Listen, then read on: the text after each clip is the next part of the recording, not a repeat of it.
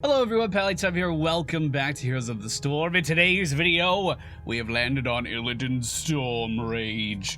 One of the strongest melee assassins ever to be added into the game, and he was in the alpha. He was the first, really dominant force in the game as far as melee assassins go.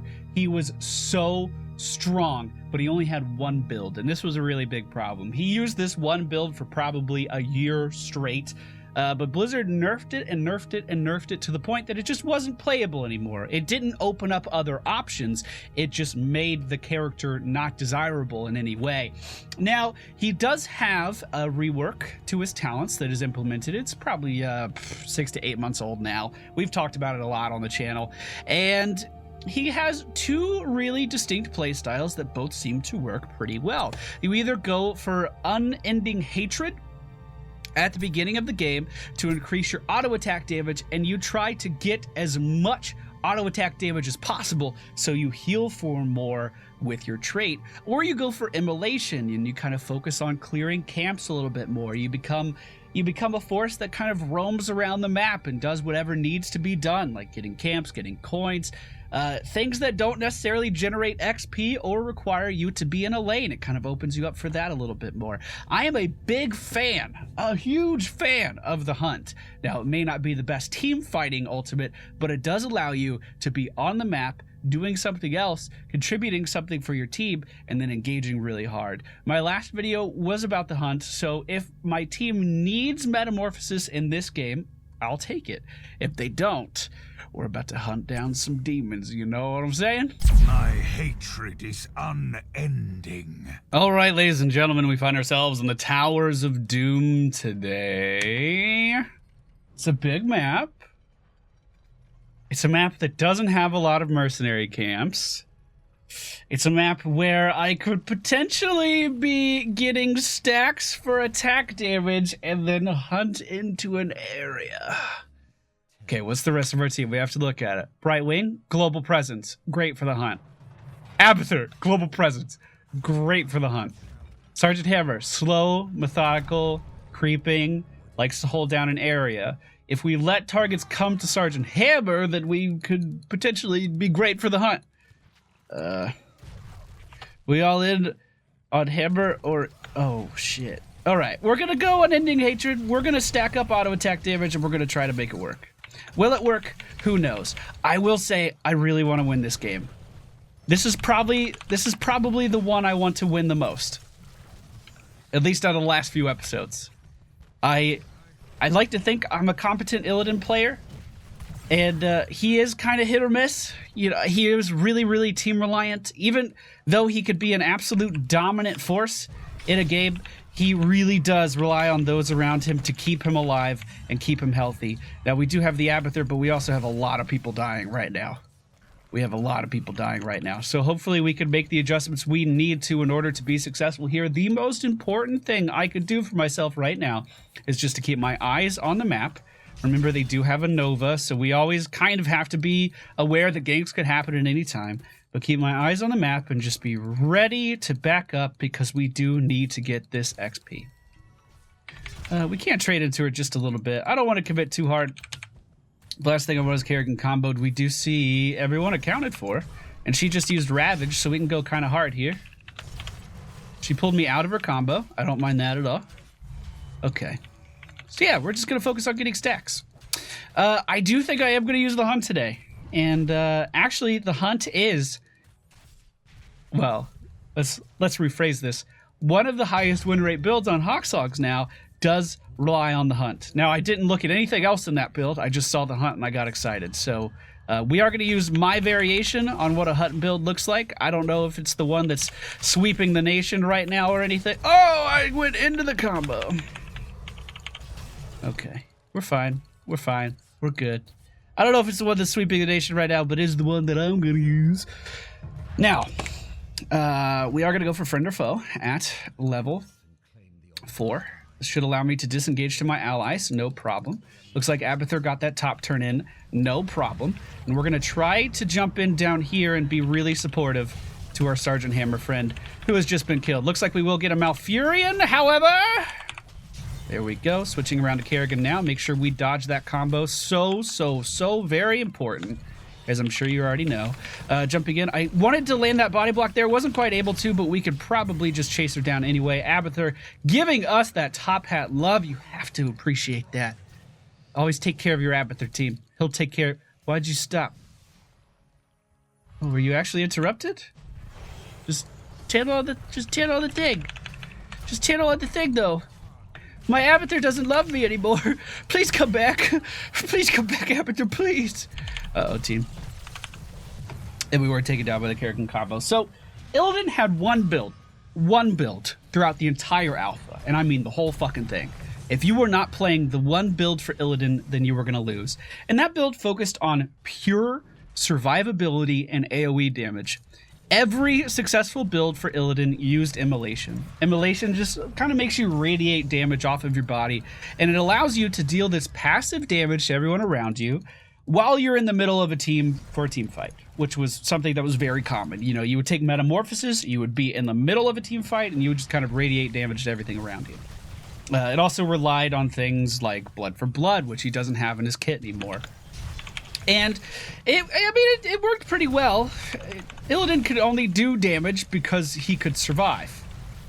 And that same kind of mentality is still in the kit, but with a bit more diversity on which talents you can take to achieve that inevitable survivability. If you are not able to, I mean, this is very straightforward, and like you could perceive this as a no shit comment, but if you're not able to survive in a team fight, then you will not deal any damage in the team fight. And it's very easy to forget that on Illidan. It's very easy because all of your abilities are based on movement except for your E. It's very easy to get in the habit of just diving in and trying to get a kill and going deep and trying to be the all-star that your team needs and get kills at very important times. I understand that. I totally understand that. But you also have to really think about your team comp, because behind every successful Illidan, and I truly do believe this, behind every successful Illidan is a team that put Illidan up on their shoulders and carried to victory. Yes, he can do some phenomenal things. Yes, he does have some great survivability in the right situation. And yes, he can he could build to kill a boss if he wanted to. He could build to do just about anything right now on the battlefield. But it really is your team going in with you to make these things work. It's your team giving you heals, prioritizing you as the playmaker on your team. That's the only way you're going to be able to be that playmaker. There's no way around that. There really isn't. Kerrigan going in. We're going to let her overextend and try to jump to the back line. Again, once I started to take that damage, you have to realize immediately and think about leaving. We just need to hang out near this Brightwing and try to get some passive healing. That's all we can do. I guess we can channel. I take it back. We could channel, and that's a good idea too. And we could still get passive healing while we're doing it. Boom. Objective for the friendly team. Secured. There we go. I really want to win this game. Is that obvious? Like, no, I always try to win, right? I always try to win, but I really want to win this game. The build I'm going for is going to allow me to constantly be soaking XP. And then when a team fight does happen, which, you know, they will, I'll be able to jump to that team fight right away.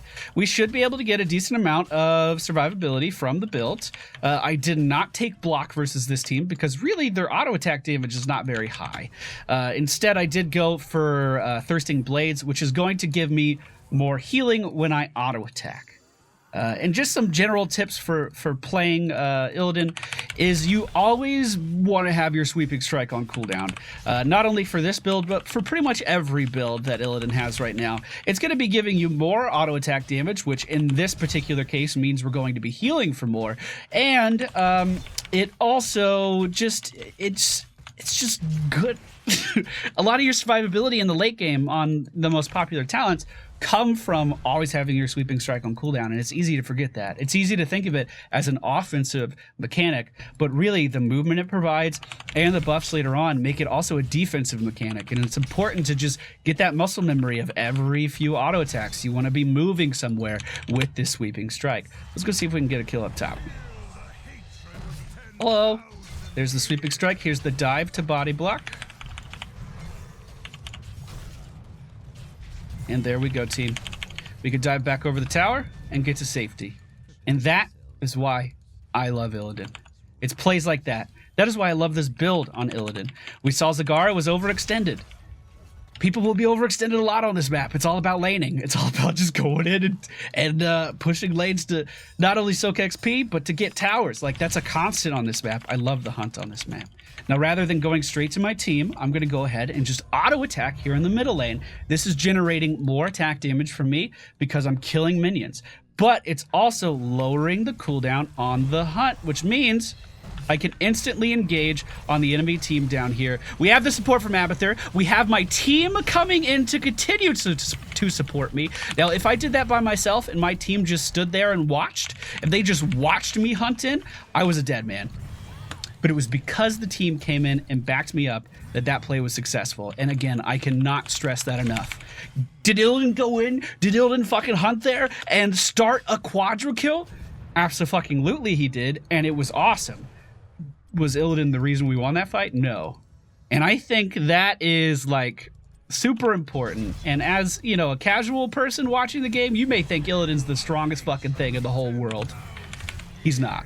He really is not.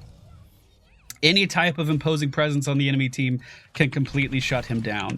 Any type of stuns on the enemy team can completely shut him down. If he overextends a little bit too far, remember, everything in his kit is about mobility. We have dive. This allows us to go so far into the enemy team to deal damage. It's great. It's seriously great. But it's also, it allows you to really overextend so easy and just get yourself into so much more trouble than most other characters can get into. And if your team doesn't follow you, if you don't have a strong front line there to go in, if you don't have a good, competent healer to keep you alive when you do it, you're just gonna die. And there's really no getting around it. Now, one thing that is very important is body blocking on Illidan. And the hardest part of playing him, I've always felt, is getting that balance between actually auto-attacking and getting in that auto-attack damage while also using your spells to maneuver around the enemy team. It's very hard to get that balance because you always want to be auto-attacking because that's, especially in this build, that's where your survivability comes from. But you also have to do it while using your other abilities to kind of skirt around the battlefield, kind of like I am right now. We are way too deep, by the way. We can friend or throw over to Thrall and then hope Kerrigan doesn't see us, and she didn't. Wow, what a fucking miracle. Christmas miracles happen here today. We're going to go down to the bottom lane, not only to kill these minions, not only to get health back, but also to get more attack damage. And you can see kind of the momentum that this build carries. We're always on the map doing something. We're always doing something to further our build. We're always doing something to increase our sustain later on. And I think it has some really, really good cohesion. Now we are going to go for Marked for Death here, which is going to allow us to deal bonus damage when we dive on a target multiple times, like this Nova here. So we just did basically a free crit because we jumped on top of her enough. I was looking for a minion to hunt to in the middle lane, but there isn't one. So let's just hope and pray that I can get out of here. I'm just going to go straight up to the top lane. I don't know if they're chasing me or not. Looks like Zagara is trying to. But I think we got away. I think we got away. I really do think Illidan is one of the hardest characters in the game to learn. And he's also one of those characters that can give you the biggest sense of ego.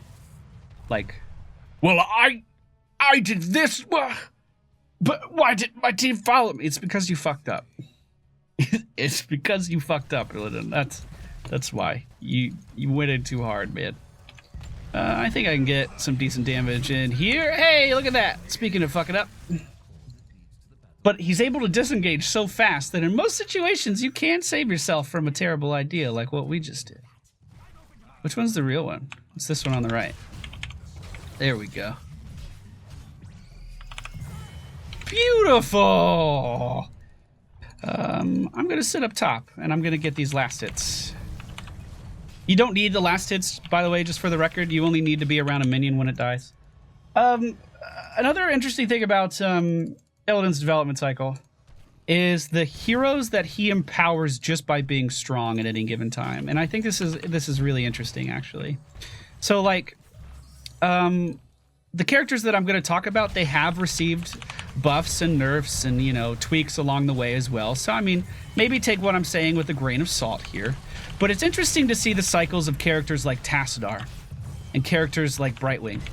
Characters that either work really, really well with an Illidan or work really, really well against an Illidan. So, in the competitive scene, I remember a game that completely blew my mind.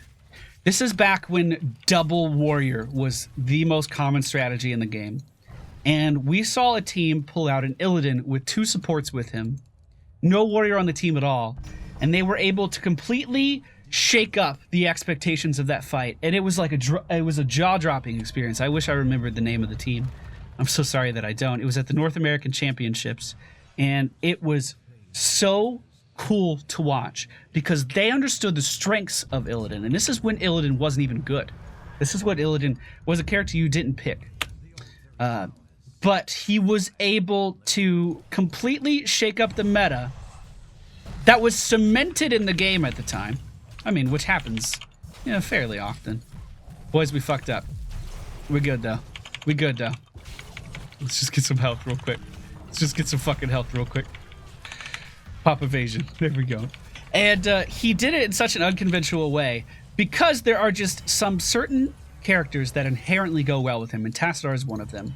Back in the alpha, Tassadar was a niche pick, but Tassadar Illidan was still one of the absolute strongest combos in the game. And actually, it still is in a lot of ways. But you notice that, well, maybe you don't, but I noticed that when Illidan was nerfed back in the day, you know, after his numbers were just kind of squashed to unplayable levels, Tassadar all of a sudden isn't a good enough of a support. We want Tassadar to be playable. Tassadar doesn't go well with any character. Which, I mean, I guess was kind of true, but all of a sudden you see this mentality shift of Tassadar is great at this. Shift to Tassadar is unplayable just because Illidan was nerfed. Tassadar wasn't changed at all. Kind of the same thing goes with Brightwing. Now, again, Brightwing's healing has changed so much over the years, just how she does it, the ways in which she can protect her allies, it's vastly changed.